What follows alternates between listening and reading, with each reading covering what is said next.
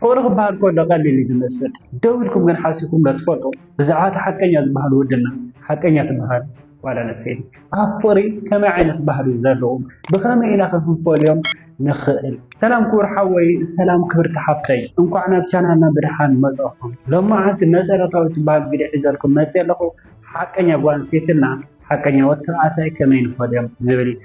بزعات حقنيا زخون وتعاتي كنزارب كلنا ناي تغوارا سمعيتي تردي كتغوارا زخون عينت سبي ماچم مبزعتنا سبات ود تعاتي بحال كلنا عمرنا نس ነገር ነው በቃ በሀፍቲ አናሐሱ ተረድቃ በፍስልጣን አናሐሱ በጉልበቲ አናሐሱ በቃ ግብዳ ሆይኑ እዚ ሆይኑ በቃ ወጣዓት ያስባብ ሆይንስ ነው አምረና ዝመጽ ሁሉ ጊዜ ስልጣን ሀፍቲ ግብድነት ይዝመጽ ትክክለኛ አፈረገ ወደ ተዓታይ በሆም ዘይኮነን ዝገለጽ ነው ተዓታይ መግለጽ ናይ ፍቅሪ ትክክለኛ ሐቀኛ ባለው ተዓታይ ግን استفاده عين باردا فلو እዚኦም ከዓ አምስተ ነጥታት ሒዘልኩም መጽያለሁ ናይ ተዓታይ መጀመሪያ ርኢና ካው ናይ ተጓንሰቲ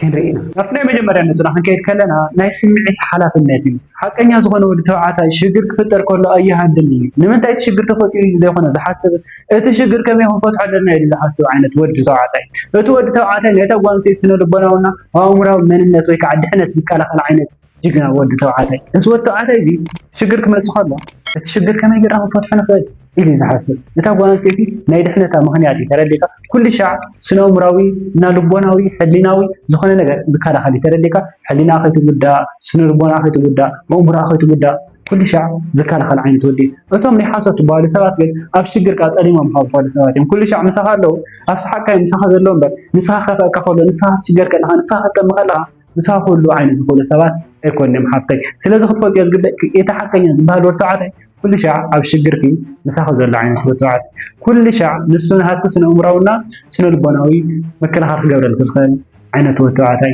نفتخر إنه تراح كيف كلنا ناي تجوار فقرين يتحكى ينزبها له تعالى فور بقالة تراي فلنزقل كل جزء أنت تذكر وان سيتي زكالة خلي كل جزء أبو زي شجرة أو الناس خولي كل جزء قالوا زخبر عين تودي يتحكى ينزبها الودي سلذا خطوة يزقبها كل جزء أول نخصون عين توتعاتي توين كل شعب قالوا زخبر عين توين كل شعب فورو بتجوار خلال سنة بخال عين السبت توين اللعب بقالة مالك تردي يعني زود تعاتي حقا ولا تعاتي فورو بقالات يكون بتجوار يزقل برجس بقالات سلذا اتو تعاتي حساوي مالك يكون قل على بقالات بتجوار خلال سخال عين توتعاتي خون كله تملو أصبح خطوة يزقبها زود تعاتي دينكي زود تعاتي حقا يعني عاخم مالتي بتاساسيت إنك خطوة يزقبها كبرنا خبرتني كل جزئين حساباتك لمننتك لعلامك كدقف سخال عين توتعاتي زود تعاتي زي كل جزئين أتوقع سيت متحد سيخونه أتوقع سيت نخلي أنكر هبونا نخوص زقبر جبنا وتوعاتي سلازم كل جزء أبون هو قينو نعلامة خبر الجيف سمعتات كل تبدو عينة وتوعاتي أبون نخي أبي وتو أنت هالي وتوعاتي يفكرك ما إذا بيت سكوني خلي بحونة خوني خلي جن أتحكي يزبال وتوعاتي إذا عينت ودي مالتي قد إني يفكرك وأي يفكرك زي كونس أتحكي يزبال وتوعاتي نقول نسي سمعي زكارة هات كمان نتكلم علامة خكارة خلي تزخل عينة وتوعاتي إذا حكي يزبال بحر زلوي كحكي يزبال ولد توعاتي مالتي ترى عتنا تراح كيت كلنا رأس قصة صريح أتحكي يزبال وتوعاتي بسمعي تزمر عينة ولد توعاتي أي كونن بقول كيف زغطة سيل زنادر سيل زباساج عينة وتوعاتي زي كونن نجارات بعركم بزاتن زعم من سوي ترديك رجع زبال عينة ود توعاتي سيل كاب بسمعي تتراج من راحت هوني سلذا أنا ركي تراح ما دورك الحسودان سلذا أنا ركي تراي وكارحي وبكان سوسة بكون كنسخي جلا زي بدك عينة سوفين ده بس هو توعاتي دي أي بسرعة تفكرني حقا توعاتي ون أيكون سلذا أتم حقا يتبادل لك توعاتي بس بحر زيد الله سمعتهم قاطر الخلو عينت سواد بسمعت يقولوا عتهم قاطر الخلو جاقالوا سوادين سلازي اتجينا المهلو تعاتي بخون دعين بحر خطفونيو تخيل أهم شيء كنا تروح قيد كلنا جلس الناتي نتحقن يزبهر ورتوعاتي سمعتو نمقلات سفرح عينة وتوعاتي أيكونا سمعتنا صخوين خجل الزخر عين السبي مهرياتو نايت ركب دحنا ناس اللي زود صار تود توعاتي سمعتو ناس صخوين يزقلز حما أنا تسمعها ولا صخ زول عينة وتوعاتي أيكونا بتستسمع سمعت ناس صخوين الزرع عينة ورتوعاتي كسرنا كله ركب كان خم حيش زحش ركب كله وقع ترى خلنا نبر أو لبوك يمحيزو السكيرات الزيرات النزول عينة وتوعاتي أيكونا اتنقل بالسوق نخوق قد سلام أخوين الزارب سمعتو ناس أخوين الزارب زخيل عينة وتوعاتي زعت حقني أزخون تقوان سيتي نحن الزارب إتحقني أتبع قوان سيتي نايفوري عند حقيا إتحقني أتبع قوان سيتي بفلتات بمسلة تخيل عينة قوان سيتي እታናይ መጀመርያ ነጥና እዛ ጓንሴቲ እዚኣ ንፈልየሉ ከዓ ሃናፂት እያ እታ ሓቀኛ ትባሃል ጓንሴቲ ናይ ርክብና ዓንዲ ሕቆ እያ ኣብቲ ርክብ ሰላማዊ ንክኸውንና መንፈሳዊ ዝኾነ ነገር ንክህልዎ ኣለካ ደስ ዝብል መንፈስ ደስ ዝብል ሃዋህው ንክህልዎ ትፅዕር ጓል ኣንስተይቲ እያ ኣለካ ዶ ብጥበብን ብፍልጠትን ብብልሓትን ነገራት ክተመሓይሽ ትፅዕር ድንቂ ጓል ኣንስተይቲ እቲ ርክብ ከመይ ሰላማዊ ክኸውን ከም ዘለዎ እቲ ርክብ ከመይ መንፈሳዊ ዝኾነ ሃዋህው ክህልዎ ከም ዘለዎ መንፈሳዊ ክለካ ከሎ ደስ ዝብል መንፈስ ናይ ክልቲኻ መንፈስ ተረጋጊቡ ሰላም ኮይንካ ንኽትቅፅል ርክብካ ደስ ዝብል ንክኸውን ፅዒራ ነገራት ካስተኻኽል ትኽእል ናይ ባዕላ ጥበብ ናይ ባዕላ ክእለት ናይ ባዕላ ሓይሊ ናይ ባዕላ ተግባር ጅግና ዝኾነት ጓል ኣንስተይቲ እያ ስለዚ እዚ ነገር እዚ ብምግባር ርክብካ ተመሓይሹ ቀፃልነት ዘለዎ ርክብ ንክህሉ ጠንካራ ኮይና ትሰርሕ ጓል ኣንስተይቲ እያ እታ ካልእቲ ባህሪኣ ርእሲ ተኣማንነት እዩ እቲ ናታ መንነት ኣብ ሰባት ተደረኸ ነገር ኣይኮነን ኣብ ወለዳ ኣብ ሰብኣያ ተደረኸ ነገር ዘይኮነስ ናይ ባዕላ ዓላማ ናይ ባዕላ መንነት ናይ ባዕላ ሕልሚ ዘለዋ ጓል ኣንስተይቲ እያ እዚ ክትኸውን ከለካ ነቲ ወዲ ተባዕታይ ጥንካረ እያ ትኾኖ እቲ ወዲ ተባዕታይ ሓይሊ እያ ትኾኖ እዛ ጓል ኣንስተይቲ እዚኣ ትረዲእ ጓል ኣንስተይቲ እዚኣ ይሃበና እዩ ትበሃል ንኩሉ ተምና ዓይነት ጓል ኣንስተይቲ እያ ምክንያቱ በቃ ራእይ ዘለዋ ሕልም ዘለዋ ዝኾነ ቢዝነስማን ዓይነት ኣዋርድ ደሪኹም ኣለዎ በቃ ኩሉ ሻዕ ኣብ ወዲ ተባዕታይ ዘይድገፋ ኩሉ ሻዕ ኣብ ቤተሰብ ዘይድገፋ ኩሉ ግዜ ነገራት ክፈትሓ ዘፅዕራ ዓርሰን ዘቕ ዘብላ ዘይኮነ ማዕረ ከም ሰብ ዝሓስባ ንወዲ ተባዕታይ ዘኽብራ ተኸቢርን ከዓ ዝነብራ ኩሉ ግዜ ማለት እዩ እዛ ጓል ኣንስተይቲ እዚኣ ኩሉ ግዜ ተኸቢራ ትነብር ምክንያቱ ዓርሰ እምነት ኣለዋ ዓርሰ ተኣማንነት ዘለዋ ጠንካራ ጓል ኣንስተይቲ እያ እታ ሳልሰይቲ ናይታ ጓል ኣንስተይቲ ባህርያ ከዓ ኣስተውዕልነታ እዩ ብጣዕሚ መስተውዕሊት እዛ ጓል ኣንስተይቲ እዚኣ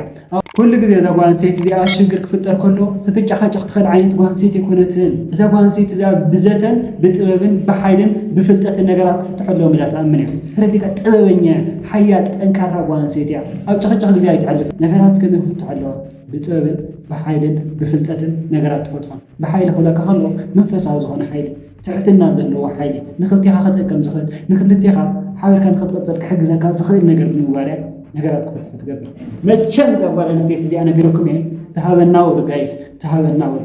መብዛሕትና ንምንየን ደቂ ኣንስትዮ ከምዚ ዓይነት ደቂ ኣንስትዮ እንተረዲካ ዝተውዕልነትን ጠንካራ ዝኾነ ኩሉ ሻዕ ዓርሰ እምነት ዘለዎ ኩሉ ሻዕ ሃነፅቲ ዝኾነ ደቂ ኣንስትዮ ምክንያቱ እዘን ደቂ ኣንስትዮ እዚአን ናይ ወዲ ተባዕታይ ዓንዲ ሕቆ እየን ናይ ወዲ ተባዕታይ ጥንካረ እየን ወዲ ተባዕታይ ኣብ ገዛ ሓደሩ ክባላሾ ከሎ ወዲ ተባዕታይ ኣብ ገዛ ሓጋዝ ክስእን ከሎ ኩሉ ግዜ ንሱ ሰራሒ ኩሉ ግዜ ንሱ ሓሳቢ ኩሉ ግዜ ንሱ ፃዕሪ ክኸውን ከሎ ኩሉ ግዜ ሓላፍነት ንኡ ጥራይ ክሽከም ከሎ ግን እቲ ወዲ ተባዕታይ ይዳኸመ ስለዚ ከምዚ ዓይነት ጓል ኣንስተይቲ ይሃበና ኢልኩም ፀሓፍኩም ናብቲ ሓበራዊ ዝኾነ ባህሪ ክንከይድ ከለና እቲ ወዲ ተባዕታይና እታ ጓል ኣንስተይቲ ባህርያ ተኣማንነት እዩ መቸም ተኣማንነት ዘይብሉ ፍቕሪ እምነት ዘይብሉ ፍቕሪ ልክዕ ከም ሰረት ዘይብሉ ገዛ መሰረት ዘይብሉ ገዛ ማለት እዩ ስለዚ እዞም ሰባት እዚኦም ብድሕሪኻና ኣብ ቅድሚኻ ሓደ ዓይነት ባህሪ ዘለዎም ተረዲካ ምስኻ ኮይኖም ምሳኻ እዮም ምሳኻ ተዘይኮይኖም እውን ሓቀኛታት እዮም ኩሉ ሻዕ ሓቂ ዝድግፉና ብሓቂ ንዓኻ ዘቕርቡኻ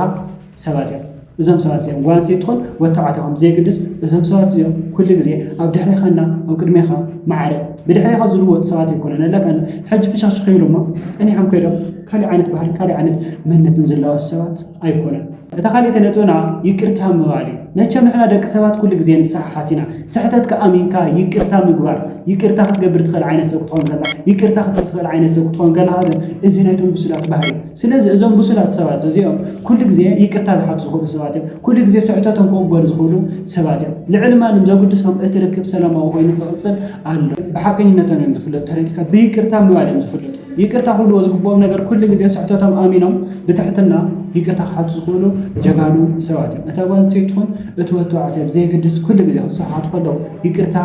ክብሉ ዝኽእሉ እና ይቅርታ ክገብሩ ዝኽእሉ ስሕተቶም ክኣምኑ ዝኽእሉ ሰባት እዮም ናብቲ ሳልሳይ ነጥብና ክንከይድ ከለና እዞም ሰባት እዚኦም ንቑሓት እዮም ካብቲ ትማሊ ዝሰርሕዎ ንላዕሊ ሎሚ ዝሰርሑ ሎሚ ዝፅዕሩ ናይ ተግባር ሰባት እዮም ተረዲካ ትማሊ ዝኾነ ነገር ሰሪሖም ነይሮም ካብኡ ንላዕሊ ሎሚ ዝሰርሑ ሎሚ ነገራት ካስተኻኽሉ ዝፅዕሩ ሰባት እዮም ኩሉ ግዜ በሊፆም ክርከቡ ዝኽእሉ ሰባት እዮም ኩሉ ግዜ ንቑሓት እዮም ትና ኩሉ ግዜ ንዓይ እንታይ ይጠቕመኒ ዝበሃል ነገር ገዲፍካ ንዓና እንታይ ክጠቕመና ይኽእል እዚ ርክብና ሰላማዊ ኮይኑ ክቕፅል እንተኮይኑ እንታይ ክገብር ዘለኒ እዚ ክትብል ከለኻ ንስኻ ተበዲልካ ከለኻ እቲ ሰብ ሕማቕ ከሎ ፀርካ ያኪድ ማለት ኣይኮነን ግን ንዓና ዝበሃል ነገር ክትሰጋገር ከለኻ ዝሓሸ ሰብ ክትኾን ትኽእል ክልቲኦም እዞም ሰባት እዚኦም ሓቢሮም ናይ ባዕሎም ስብእና ክዕብዩ ከለዉ እቲ ርክብ ሰላማዊ ኮይኑ ንነዊሕ ግዜ ንክጓዓዝ ዝፅዕሩ ሰባት እዮም ዝኾነ ተረዲካ ስለዚ ናይ ባዕልኻ ዝበሃል መንነት ክህልወካ ኣሎ ትኽክለኛ ሓቀኛ ወዲ ክትኾን ከለኻ ንስኻ ብሓቂ ንሂወት ክትነብራ ትምኩር ሰብኻ ብሓቂ ንፍቕሪ ክትህብ ትኽእል ሰብኻ ብሓቂ ፍቕሪ ክትቕበል ዝኽእል ዓይነት ሰብኻ ምክንያቱ ትክክለኛ መንነት ዘለካ ሓቀኛ ሰብኻ ጓንሴት ይኹን ወዲ ተባዕታይ ይኹን ብዘይግድስ ሓቀኛ መንነት ሓቀኛ ሰባት ክንኮን ከለና ሓቀኛ ጓንሴት ክንኮን ከለና ሓቀኛ ወዲ ተባዕታይ ክንኮን ከለና ጀጋኑ ኢና ንባዕልና ኮይና ንካልእ ሰባት ንተርፍ ዓይነት ሰባት ኢና ንኸውን እዛ ቪድዮ ተመቻትኩም ኮይና ላይክ ግበሩ ንቐፃሊ ክንጋነ ሳብስክራይብ ግበሩ ደኩልና ይመችኹም ሰሰናይ